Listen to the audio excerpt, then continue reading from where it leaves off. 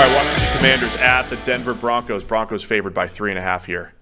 Can Russ and the Broncos bounce back here? Interesting game. I thought both of these teams looked a little bit better maybe than the results showed. Obviously, Denver didn't even win the game. Washington made it a grind and ended up getting it in the end. Didn't cover. Right. Against Arizona, who we expect to be the worst team in the NFL this year. So I thought both offenses actually looked a little bit better. The Russ Wilson dynamic was interesting. When we talked about this on Monday, my reaction at that time was, for the first time, I think Russ was getting let down by his receivers. Like, he just had nobody to throw to. Having watched a bit more, I think it's somewhere in the middle. Go back to the film. Yeah. I think Russ still was getting let down by those receivers. Like, they were a problem. But I also think there's too many plays where, and he's always done this, he just passes up open receivers. Like, this was a discussion in the let Russ cook era, is how do you best do that? Because he doesn't take the slant that's right in front of him. For some reason, the dude will look at it, it's called, it's open, it's designed, and he'll just go, not today. Not right now. I'm not feeling this one. And he'll pull the ball down, he'll try and make something else happen. Like, that's fine if you're a magician and you have all these deep throws on the table, but in a league that is trying to take away explosive plays, you can't pass up the free 7 yards. You got to take it. You have to. You have to take 7 yards when it's on the table and called and right in front of you.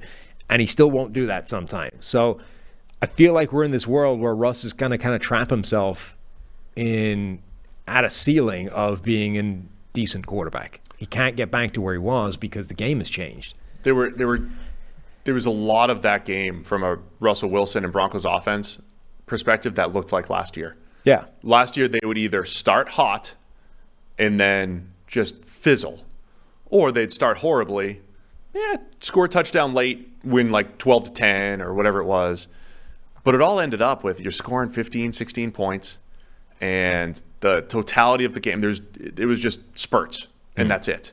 There was just so much inconsistency. And so that's a bit of a concern, I think, coming back, that maybe you just can't. It looked a lot like last year, no matter whether it's Nathaniel Hackett as head coach or Sean Payton. First game, but it looked like last year. Right. The NFL is too hard for you to voluntarily leave plays on the table just because for whatever reason you don't like them, or you've decided, I'm not going to take this thing that's schemed up because it's not big enough. Like, it's a difficult line to try and find. Like, you talk about like the Justin Herbert thing, right? Where is the balance between being too aggressive, too conservative, taking what's there, being efficient, but also taking a shot when it manufactures?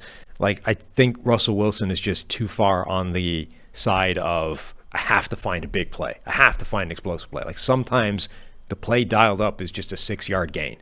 And it is, but it's there. So take the 6 yards, get yourself ahead of the chains, and buy yourself some margin for error, because you're going to need it. That's where I think the Seattle coaching staff understood that really well.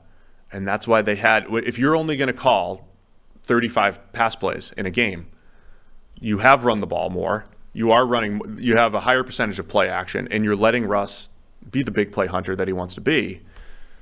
That's the balance that you're trying to find there. Patrick Surtain has become one of the best corners in the NFL. We get to see him.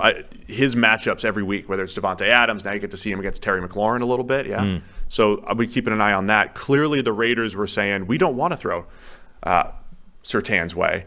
We're going to go to Damari Mathis, where they had 8 catches for 95 yards and 2 touchdowns, 7 total first downs. So I think a lot of teams might be giving Surtain the Nnamdi Asomugha treatment. Scrabble. Of 1 or 2 targets a game, and that's it. Only when we have to. Right. So that's just like the interesting cat and mouse game, right? Is he going to play matchup? Probably not. But how do you get your playmakers involved and kind of avoid Surtain because there's weaknesses elsewhere? Yep. I think Sam Howell was reasonably solid week 1, but he's got to stop taking those terrible sacks. Like, not even, sometimes you're going to get sacked, but you got to stop taking the bad ones. And also, when you're going to get sacked, don't make it worse. That many sacks against Arizona is the concern. Yeah. Because Denver's got guys like Randy Gregory and Zach Allen and Nick Bonito and Jonathan Cooper. I mean, it could be challenging up there. I don't know about Denver covering anything.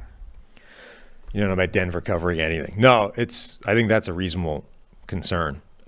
But It's at home again, and the Washington struggled to cover against Arizona. And by struggle, I mean didn't. Oh, I don't like this at all, Sam. That's why they put the line where it is. It is, yeah. It's designed, in fact, to make it as awkward as possible. Yes. Uh-huh. Sam Howell might get sacked another 6 or 7 times here in this game. Yeah. But he'll make some plays. I'm going to take Denver. I'm going to do it. Give me Washington. Give me Washington to cover it. Close game here against the Broncos.